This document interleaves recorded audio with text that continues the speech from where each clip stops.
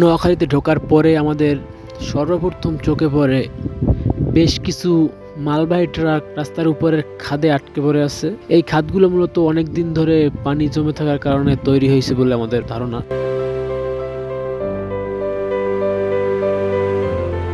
উপহার সামগ্রী নিয়ে নোয়াখালীতে ঢোকার পরে সর্বপ্রথম আমাদের সহযোগিতার হাত বাড়িয়ে দিয়েছিলেন ফুড ফরেস্টের জিএম, আর ওনার সহযোগিতায় আমরা প্রথমেই উপহার সামগ্রী বিতরণ করেছি।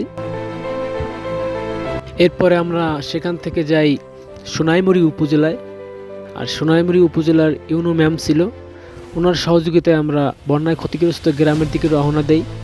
আর সেই পথের মধ্যে কিছু লোক বলছিল যে হিন্দুপাড়াতে ত্রাণ সামগ্রী পৌঁছায় না, তাদের কথা মতোই সেই হিন্দুপাড়াতে বিতরণ করছি আমরা।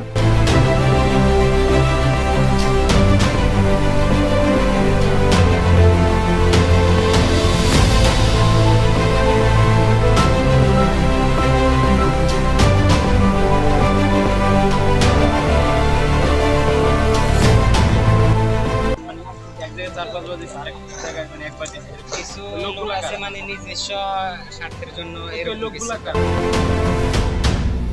মনে করেন 1 নম্বর ওয়ার্ডের 4 নম্বর 12 1 নম্বর ওয়ার্ডের কেন্দ্র থেকে দক্ষিণ পূর্ব সাইডে কোনো মালে যাইতেছে এরকম, এদিকে যদি 5টা পায় ওদিকে একটা পাইতেছে, এভাবে যাইতেছে। ত্রাণ নেওয়ার ভিডিও করলে যাদের আত্মসম্মানে লাগে, সেম লোকটাই যখন অন্য একটা অসহায় লোকের হক মেরে দিয়ে নিজে 1 প্যাকেট ত্রাণের জায়গায় 2 প্যাকেট কিংবা 3 প্যাকেট ত্রাণ নিয়ে থাকে, তাদের কাছে আমাদের জানার ইচ্ছা এটা আসলে কোন লেভেলের সম্মান।